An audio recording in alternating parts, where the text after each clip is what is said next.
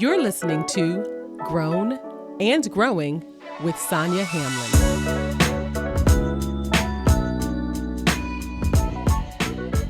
What's up, everybody? Welcome back to the Grown and Growing podcast. I feel like it's been a minute since I've done one of these video intros, and I'm glad to be back with you. Today, we are talking about a topic that I find super important, which is the care of self. The care of yourself. It's also known as self-care, right? I like to say it as the care of self because I think that self-care has gotten this reputation of being all about brunches and massages and, walks. And actually, I'm dressed for my favorite self-care activity, which is walking. But I wanted to have a deeper discussion about self-care because I think I think those things that I mentioned, bubble baths, brunches, massages, I think all of those things are necessary. I am not saying they're not self-care because they definitely are. But what I'm saying is that sometimes the care of yourself requires you to go deeper. And sometimes going deeper means that it may not be pleasant or it may not be easy, but it is definitely necessary. In this episode, I'm talking about self-care with Cassandra Hill. Cassandra is a master life coach, best-selling author, and a speaker. And I'm happy to delve into this topic with her. She has so much compassion and so much insight. She helps clients regularly with their mental, spiritual, emotional, physical, and financial health so that they achieve holistic wellness. So without further ado, let's get into this topic.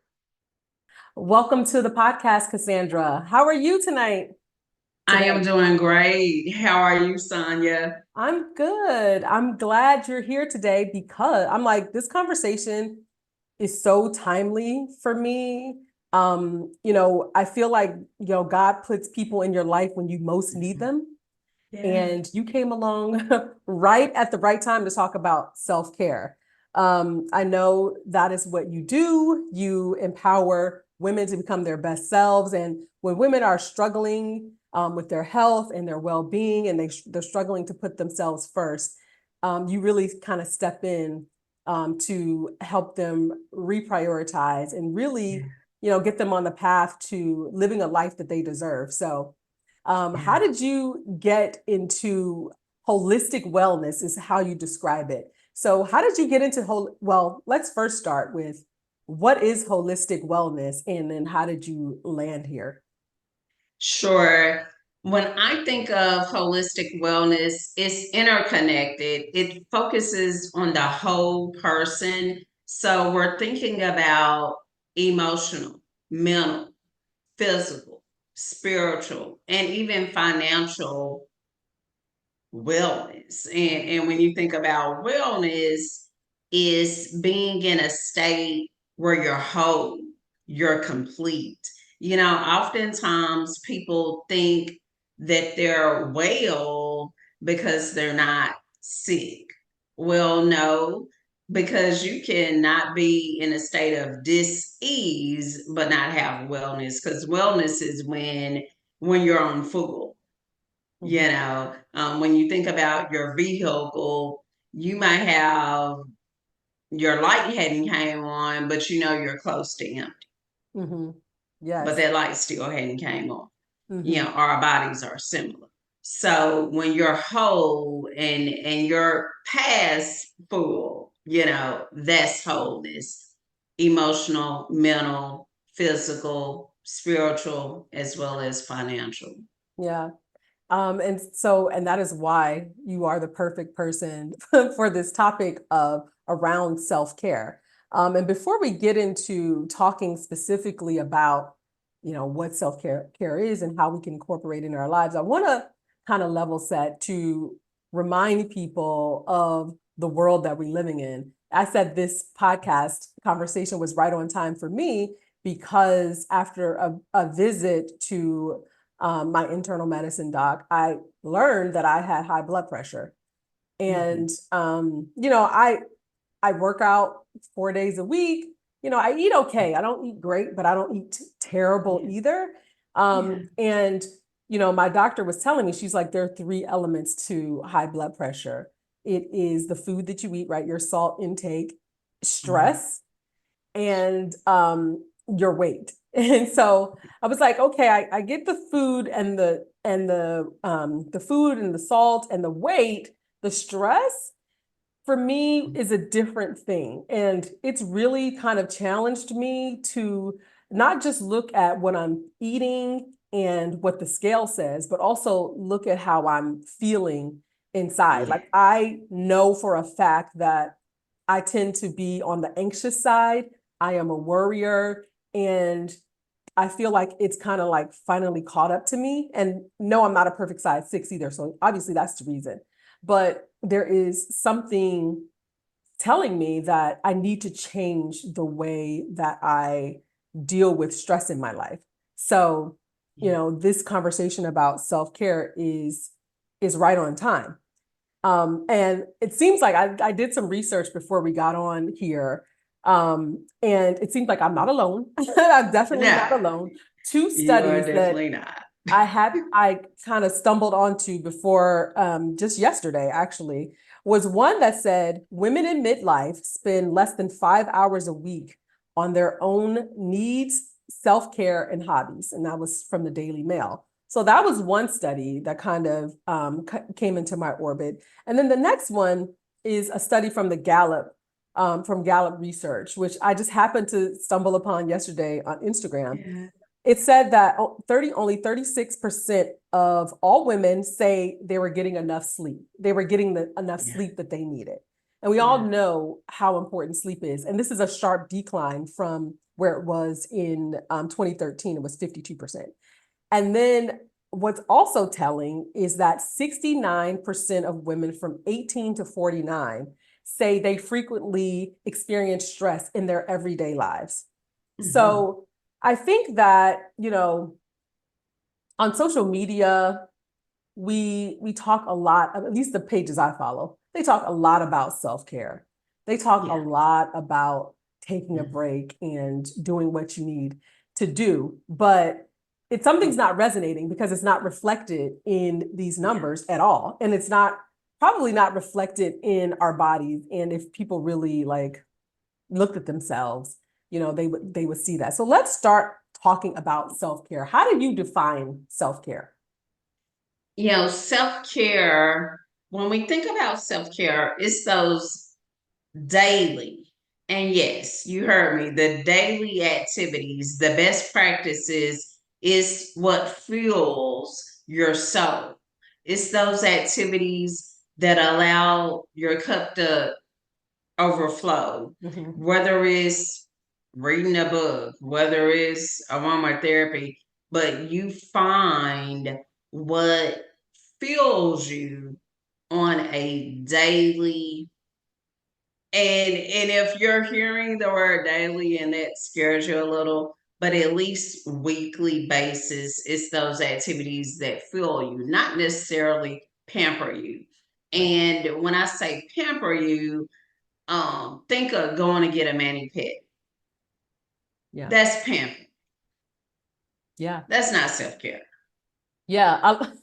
And I'm here for a mani-pedi. I'm Yeah. not knocking it's a wonderful thing, but it's not self-care. It's a pampering experience Hmm. versus self-care may be, um, I know one of the strategies I do a lot of times with my clients, aromatherapy. We know that essential oils are plant-based. Hmm. It's basically a plant that's been distilled or cold pressed and turned into a oil.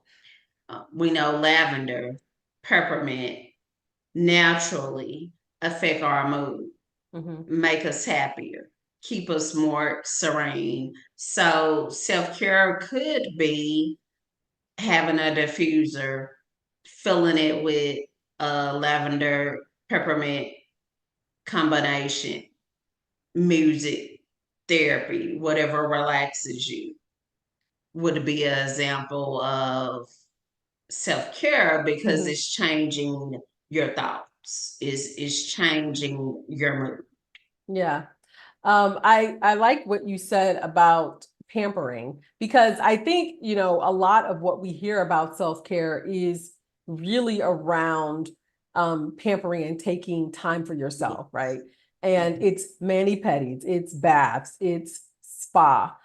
But I think I like to think of self-care as layered. Like you have many Yeah. layers of self-care, and sometimes depending on what's happening in your life, you may need to go deeper than, Yeah. a Mhm. pampering experience. It may require you to, do something, that is hard or do something Yeah. that's not necessarily quote unquote pleasant. Yeah. Like putting boundaries, saying no Yeah. more. Yeah. You know, Therapy, yeah, going to therapy. These are all, coaching. yes, Yeah. or coaching, getting someone externally to help you see yourself kind of outside of yourself. So I like to think of it as kind of layers, and we need to go deeper than Yeah. just, the pampering of it all. So, what do you think the biggest misconceptions are about self-care, particularly for women who are, in midlife? Yeah. Oftentimes as when you're at that midlife, you have career or business, you're still taking care of a Mhm. spouse, kids, maybe even parents. The first thing you think about self-care is I don't have time. I Yeah. have too many responsibilities. And that is the biggest myth we've ever been told. Because the thing of it, when we don't make time for self care, it takes a gradual period of time, but eventually our bodies will tell us, you're not taking care of me. And it'll manifest oftentimes physically. Mhm. Whether it's, as you mentioned, you're dealing with hypertension, high blood pressure, that is something that affects almost half of Black women are diagnosed with hypertension. So now you throw in the time that you're at the doctor's or getting this prescription, and Yeah. you've added that amount of time anyway when you could have just, or I'm not saying you, but Yeah. to all the people who's Me too. listening, you could have just added that time in for self care. So oftentimes we think, oh, I got to run my kids to basketball practice, football practice. They're in a million different sports, and I Yes. got to do this. I got to get these reports done. I don't have time for me. Well, you do, because eventually you're going to be forced to make time. Yeah. And that's something you definitely don't want to do. I think one of the things I think about, or I thought about when I thought about this conversation you're having, um, is the act of, self-care. When you think about it, it is something that you do for yourself. But Mhm. I also think there is self-care that involves community, a community Yeah. of having a community Mhm. of people, women, family members around you Yeah. to it could be a form of self-care and can help you. And that, you saying that making time for yourself, right? If you say, I don't have time, right? Yeah. Oh, if you have a community of people who are willing to help you, you know, challenging ourselves to lean into that community so that they are able to be there for you. And you're right, you definitely don't want to be forced into forced into taking a break because you are sick. I mean, I don't feel sick, but my Yeah. my cholesterol, my blood pressure is high, and she's given me a chance to do lifestyle changes. I put that in quotes, but it's real. Because I don't want to be on medication. I'm like, no. Yeah. So she's given me 3 months to work on myself. So it's something that I really have to take seriously because I don't want to have, I don't want to have to take medication or, put my organs at risk, my heart at risk because I'm not taking care of myself. When people, if you're a woman and you're having a busy life, you mentioned being able to take care of our kids and being at the age where we have to take care of our parents. We're kind of this, in this kind of sandwich generation, or Yeah. we're in this sandwich period where there's so much pressure on us. If you are trying to start to incorporate self-care more, deeper, Mhm. better for yourself, Yeah. how do you define what self-care looks like for you?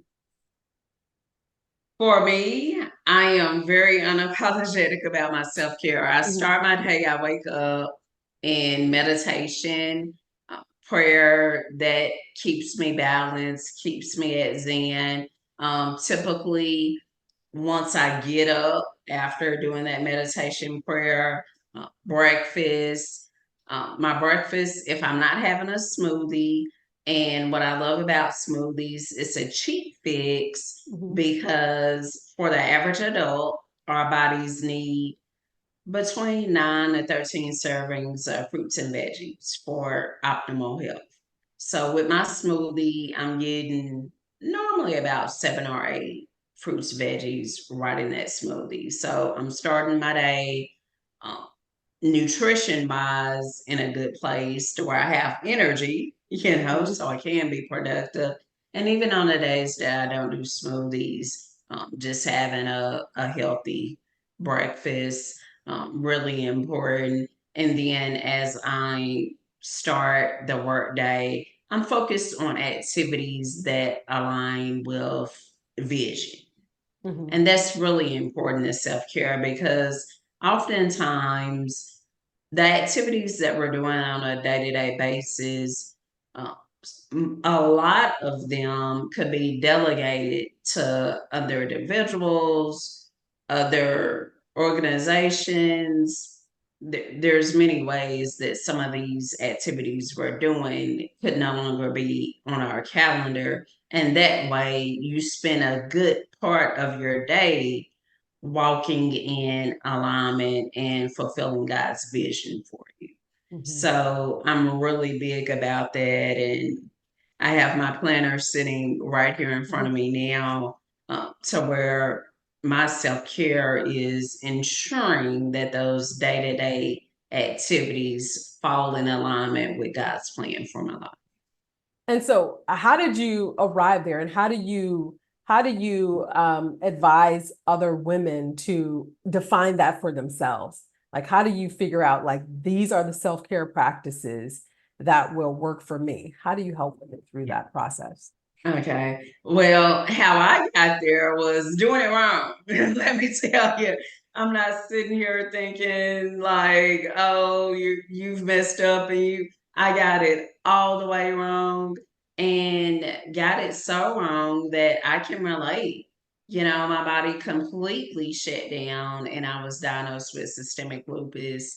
And Hmm. and that was my warning signal, like, okay, how does your body shut down at this age? What have you done to cause this? And so going from that and being very intentional about becoming aware of yourself and discovering me as a person. And I highly recommend that to individuals get to know yourself, your strengths, your weaknesses. You know it, but here's the challenge. You haven't spent enough time with you away from all the noise to figure that out.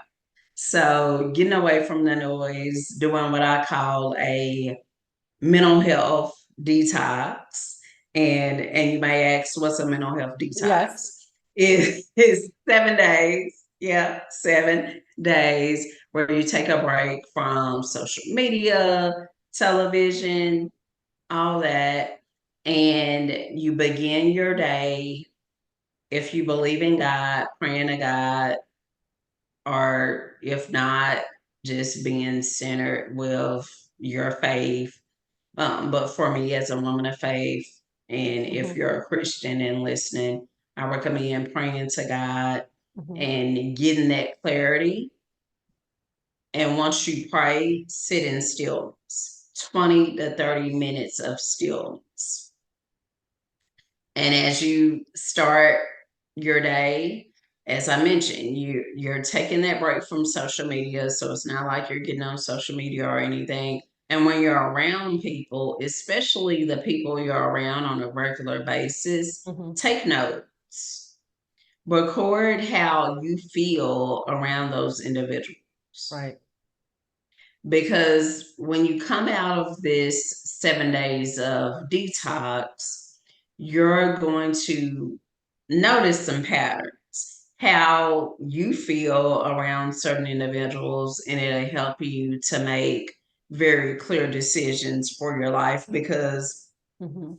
oftentimes we're not in a healthy space here, not necessarily from what we're eating or drinking, but what we're putting into our mind. And what we Yeah. put into our mind, a lot of it is correlated to the people we're associated with and what we feed ourselves, whether it's through social media or just media in general, even audiobooks if you're into that, but what you're putting into your brain, Right. you know. It can be clutter. And I like Yeah. what you said about two things. One, being curious about yourself, right?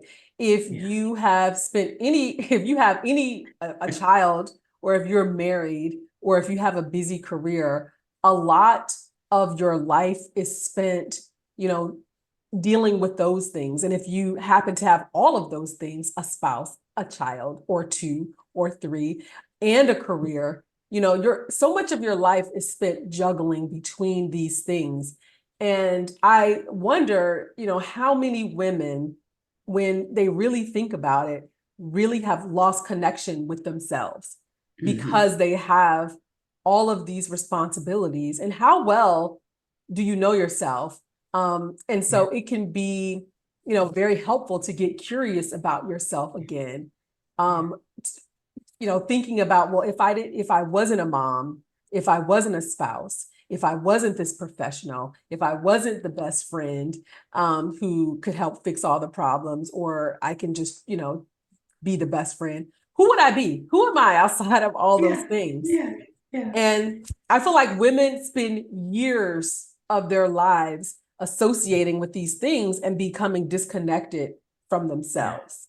So Yeah. I think that's very smart to say, be curious about who you are in order to start your self-care journey. And then the second thing is awareness, because it's not just what do you like, what do you need? It is also, well, who are you spending your time with? Yeah. It's hard to develop a self-care process or routine, and then you interact with people who just unravel everything Yeah. that you've Yeah. done. Yeah. And Yeah. so I think it's really smart to take awareness of, Mhm. really, outside of the noise, right? How do you feel? How did, journal about how you felt when you were around that person? How did they make you feel? Did you feel full? Did you feel happy? Or did you feel drained? Yeah. Did you Yeah. feel bad about yourself? I Yeah. think it's really smart to really take inventory that way before you start your self-care process. So I really like that. Yeah. Um, so let's talk a little bit about like long-term, like maintaining Mhm. self-care over the long term. Because Mhm. sometimes, right, if you have not gone deep enough in Yeah. your defining of self-care, if you haven't gone past that pampering level, it can feel like a temporary fix, or it can start to feel like Yeah. not enough. So, Yeah. how can women ensure that their self-care practices are sustainable over time? Yes. One of the things I recommend to ensure long-term success, the Mhm. use of affirmations definitely are a great way to begin and end your day, reminding yourself of your worth. Because as you remember your value and who you are in the world, you'll discover that, yes, I'm worthy and I'm deserving of taking care of myself. And so it makes it easier to make it a day to day occurrence for infinity. Hmm. So I really love affirmations that focus on worth. And if you're looking for some worthy affirmations, be sure go to my blog post because I recently did a blog on worthy affirmations that could get you started, and then Hmm. you could create your own as you go. Do you have an But example of a worthy affirmation? Like, what does one sound like? What's one? sure, one affirmation, I'll give you one I use on a daily basis. I embody success, intelligence, wealth. Mm. So if I'm worthy of being successful, being intellectual, and I embody success. Hmm. And however you define success, I don't care who's listening, however you define success, you know that to be successful, you Right. will have to take care of yourself. Hmm. So let's talk about affirmations because I feel like there are two schools of thoughts. There are people who believe in them and people who don't. If you've Mhm. never done affirmations before, what is the key to getting them right? What is the key to, I don't even know if there's a right way to do it, but what's the key Mhm. to doing them so that they make a difference in your life? Sure. For them to be impactful, because affirmations basically is just a way to provide emotional support to yourself. For them to be impactful, first, consistency. Hmm. And so the daily, and especially if you're new with affirmations, I would even recommend not only doing them daily, but doing them multiple times throughout the day. Affirmations are really effective when they're visual, whether it's putting it in your bedroom, office, places where you frequent a lot, to where you're even seeing it as you're working or doing cleaning, whatever you're doing in the course of a day. So just having it visual, um, those are two things that I find impactful because our brain does not have the ability to distinguish fantasy from reality. So when we see something long enough, even if we don't believe it yet, our brain doesn't know we don't believe it. And so we eventually will start believing it. And when we believe something, that causes us to change our behavior. Yeah. And you might not start off believing it. I mean, when you said Yeah. your affirmation, I mean, your whole being changed. You sat up straighter and you were like, Yeah. I am the right. You said it with some Yeah. conviction. Yeah. So, Yeah. I mean, do you, even if you don't believe it, isn't it? I feel like you're saying it's important that you Yeah. say it with some conviction, even if Yeah. you don't believe it yet. Yeah. Yeah. It's true. You think about it, think back for those of us of a certain age who might have to think back a little harder, but think back to being a kid. And if you believed in Santa, Mhm.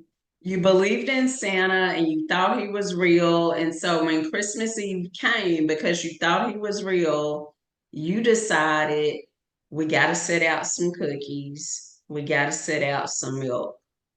That belief, although if you're with your kid, get away from your kid. He wasn't real, but it affected your behavior because you Yeah.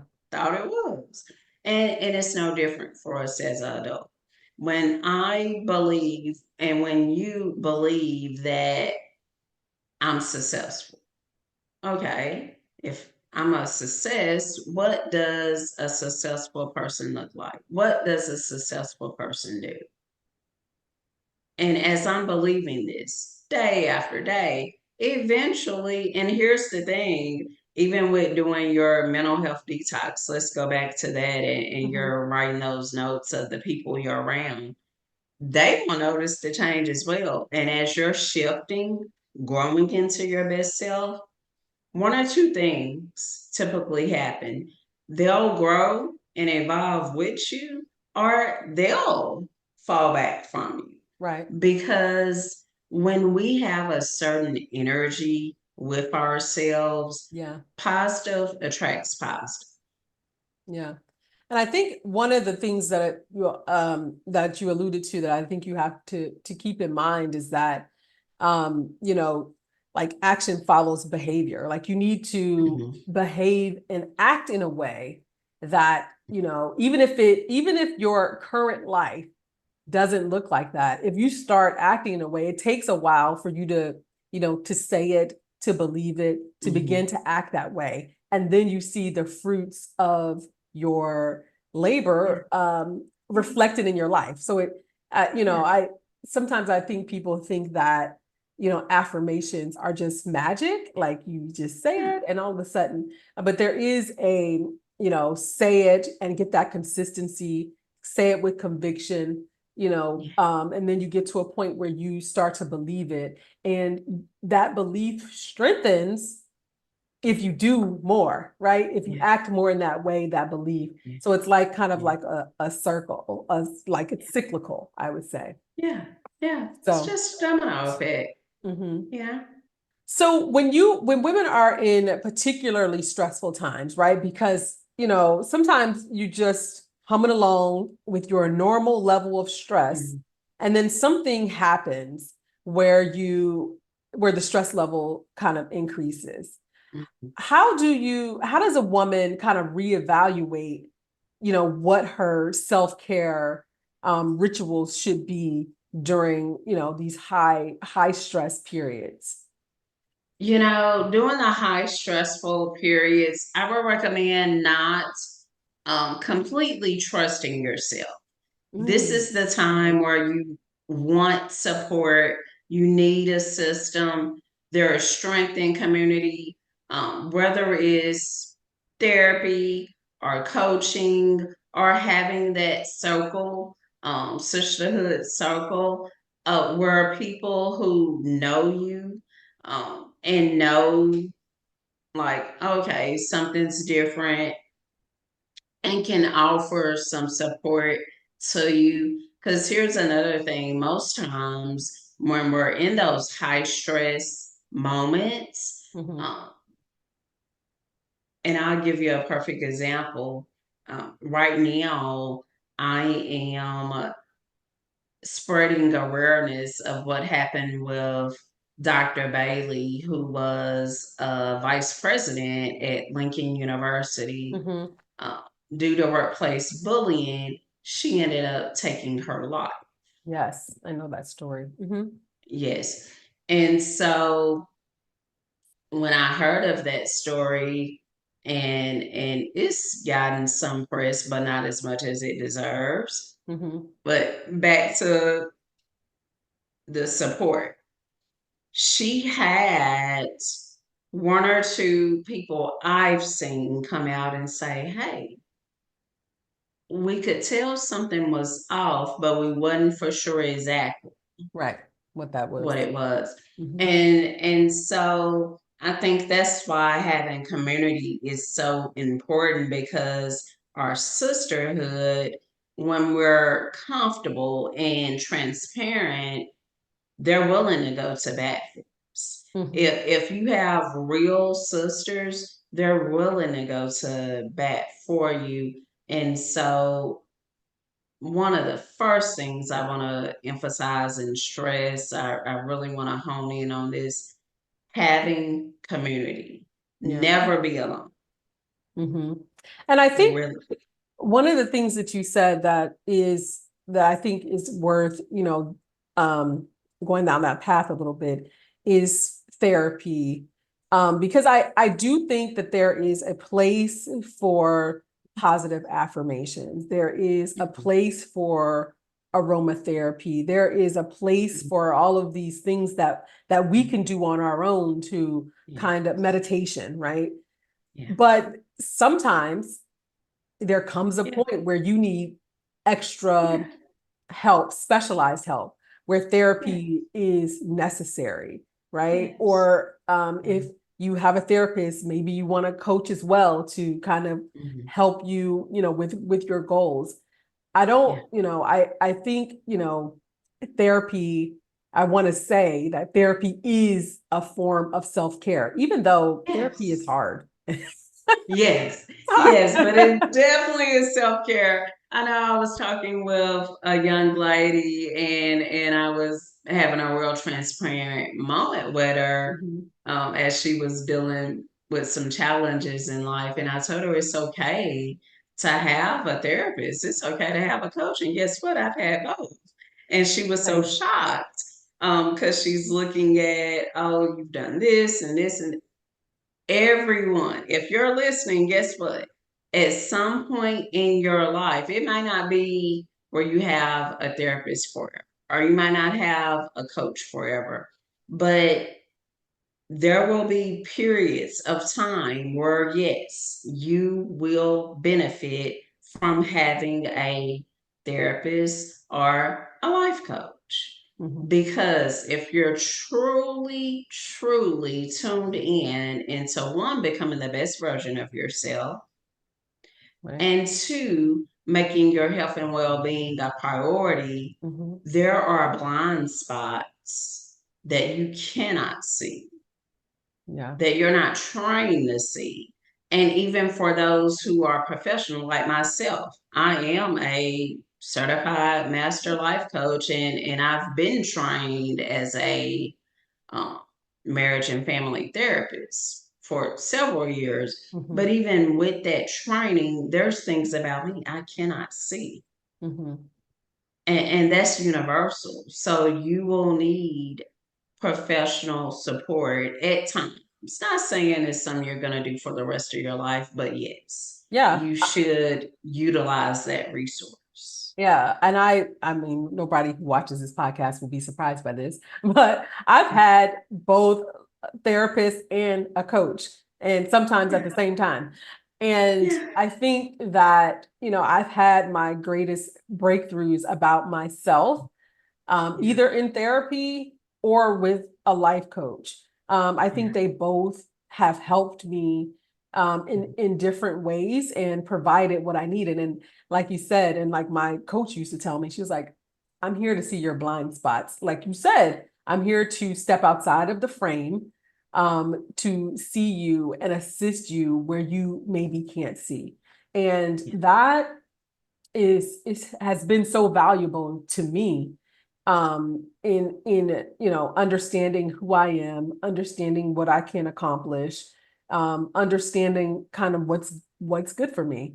I think Yeah. having and I would include them in my community of people, right? My sisters Yeah. are my community, my friends are my community, but also Yeah. my therapist. And when I'm working with a coach, my coach is a part of my Yeah. community.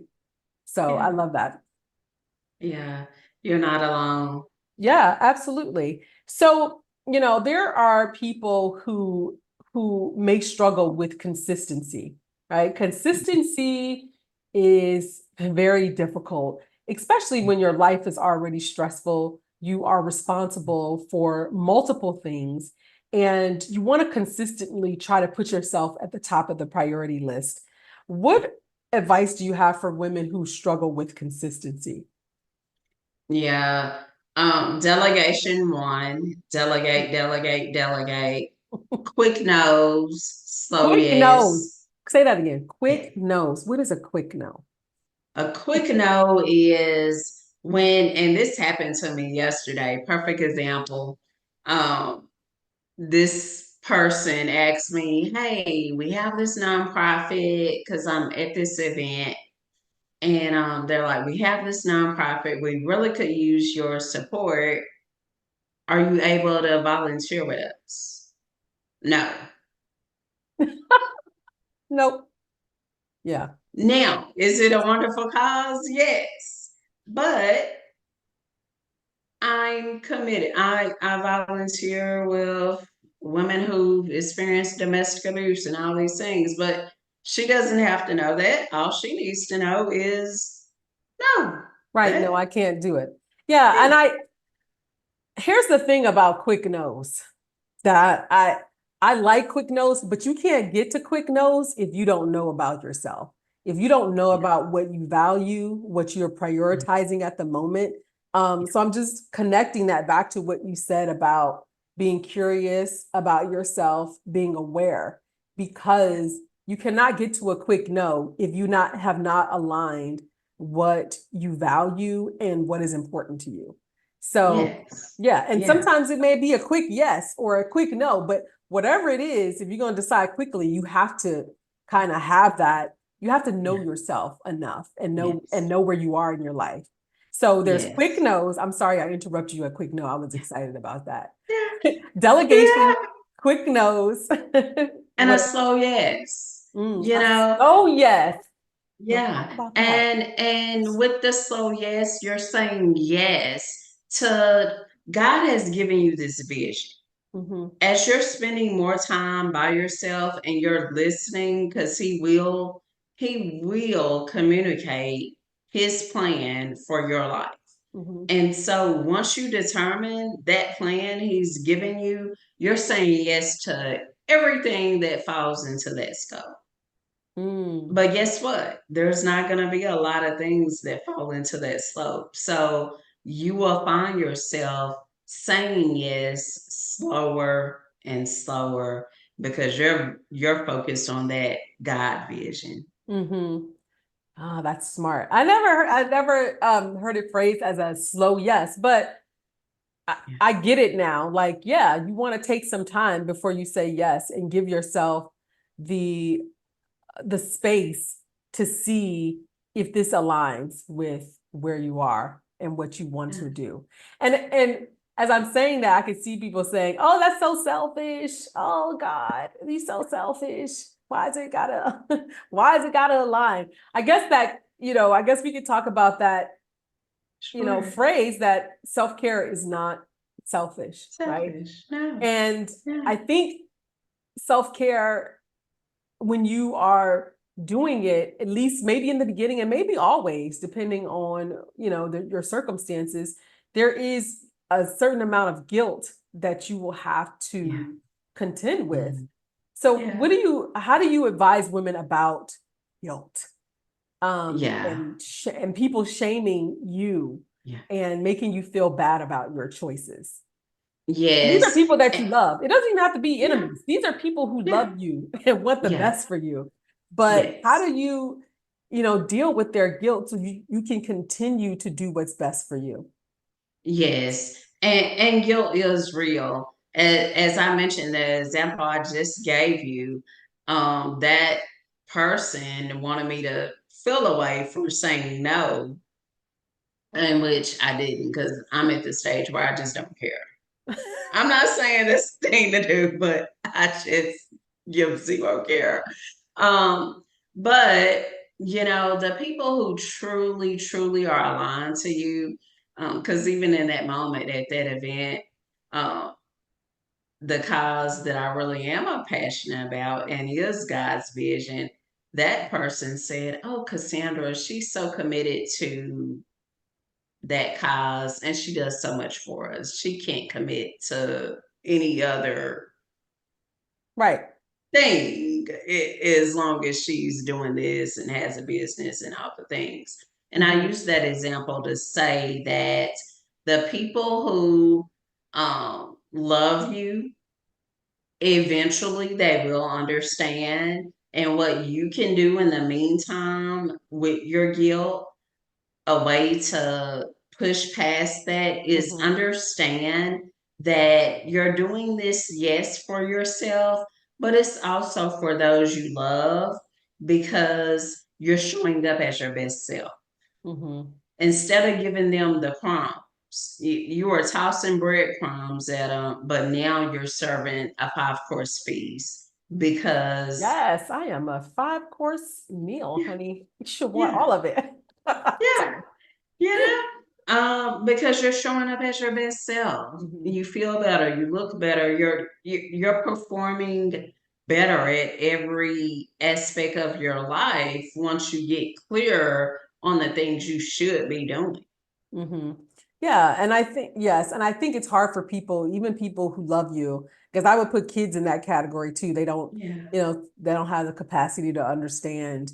yeah, But I think you do have to, push past that guilt and kind of put it in perspective in what is the long-term goal, right? How is it serving you or your family if you're not here, or if you're sick, or if you're all constantly tired, or if you can't mentally you're checked out. How does that yeah, serve them? It doesn't. And they get you in the moment, but they're getting a shell of who you are instead of yeah, the full course meal, like you mentioned. yeah, yeah. So, so as you are growing and evolving, your life is changing. How do you ensure that your self-care practices are still in line, or they reflect how you've grown and changed? How do you keep pace? How does your self-care routine keep pace with your life? Oh goodness, it's evolved so much on this healing journey. I would say what for the past 8 years I've been on this journey of healing Mm-hmm. and becoming the best version of myself.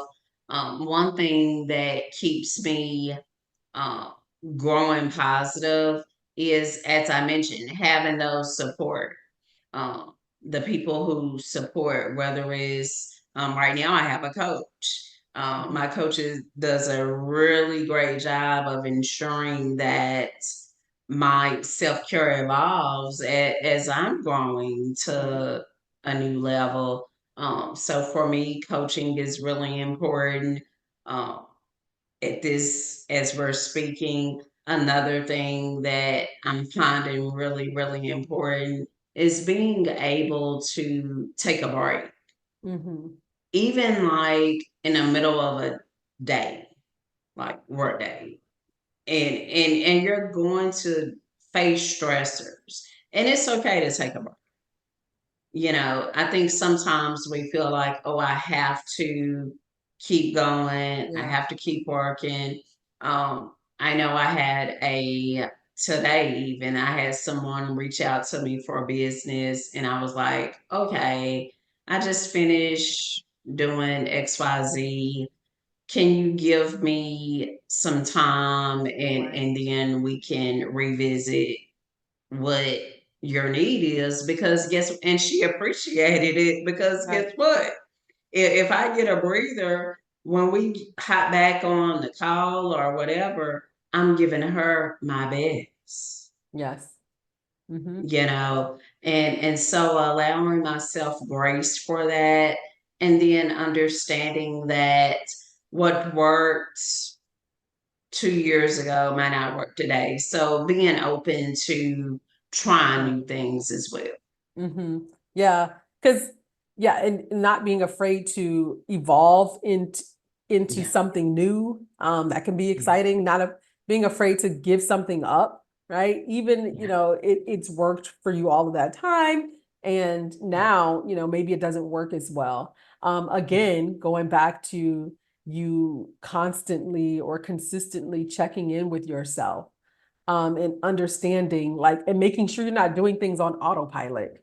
Like, I think a yeah, lot of times we do things and we do them without thinking, and we do them because we've always done them.